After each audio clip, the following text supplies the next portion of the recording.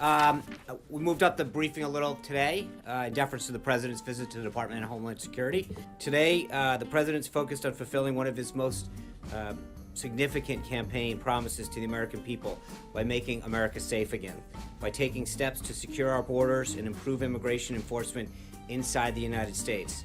The President intends to sign 2 executive orders after observing the swearing in of Secretary of Homeland Security Kelly. The first order is the Border Security and Immigration Enforcement Improvements.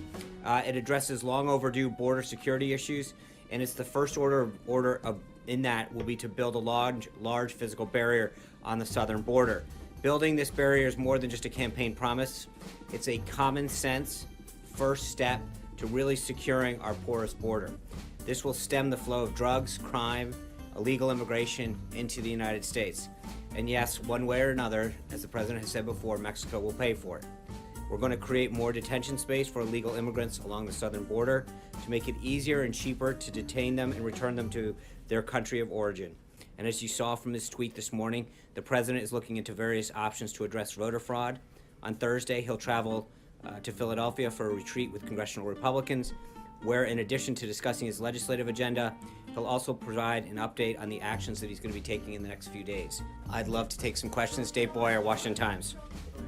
Can you shed any light on this draft memo that's going around about interrogation practices and return? Yes, I can lend a lot. What agency did it originate in? I don't know. It is not a White House document. And I would just urge those people who have reported on it, this is now, I think, the second day that we've had a document that was not a White House document get reported on as a factual document. It is not a White House document. I have no idea where it came from, but it is not a White House document. The first part with respect to DACA, I've talked about this a couple days. The order today doesn't specifically deal with that. We will have further updates on the rest of the President's immigration agenda further in the week. But as I've mentioned before, I think the President we'll talk about it in an interview tonight, but his priority is first and foremost people who are in this country that seek to do us harm. And he understands, the President understands the magnitude of this problem. He's a family man, he understands, he has a huge heart, and he understands the significance of this problem. But he's going to work through it with his team in a very humane way to make sure that he respects the situation that many of these children are in. Eli Stokols. Last night, National Parks published some tweets that were scientific facts about climate change, and then those tweets disappeared shortly after there. So I'm wondering if this White House had anything to do with that, and if there's a broader, as it's been reported by some more, if there is a broader mandate going out to federal agencies about, halting speech coming from those agencies. No, there's nothing that's come from the White House. Absolutely not. I think in some cases, I know in the Park Service, for example, over the weekend, somebody an unauthorized user had an old password in the San Francisco office, went in and started retweeting inappropriate things that were in violation of their policy.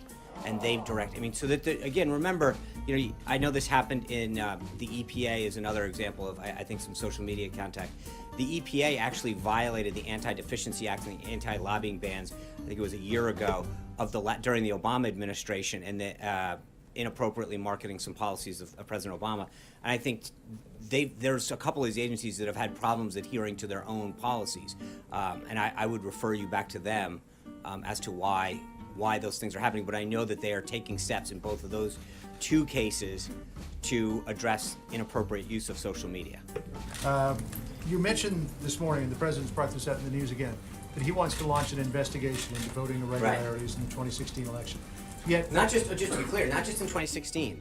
I think in terms of registration, where you've got folks on rolls that have been deceased or moved or registered in 2 counties, this isn't just about the 26 election. This is about the integrity of our voting system. And there are studies that back up what he tweeted out this morning to suggest that people are registered in multiple states, right, and that people who were dead are still on the rolls.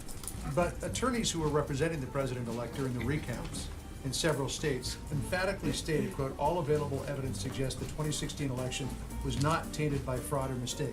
So how do you square those two things? I think there's a lot of states that we didn't compete in where that's not necessarily the case. If you look at California and New York, I'm not sure that those statements we didn't look at those 2 states in particular. As the President has noted before, he campaigned to win the Electoral College, not the popular vote. He campaigned in places like Iowa. He campaigned extensively to win Maine 2. And I think if you were campaigning to win the popular vote, you don't spend it, with all due respect to my brethren in New England, you don't spend a ton of time in Maine 2 to get that one electoral vote. You would have campaigned more in California, which he didn't. You would have campaigned more in New York, which he didn't. There are big states, very populous states in urban areas where you would have spent more time campaigning, but he played the game according to the rules of the game, which is an electoral strategy. That being said, I think when you look at where a lot of these issues could have occurred in bigger states, that's where I think we're going to look. But I think there'll be more on that as the week goes on, and we'll be able to examine that further.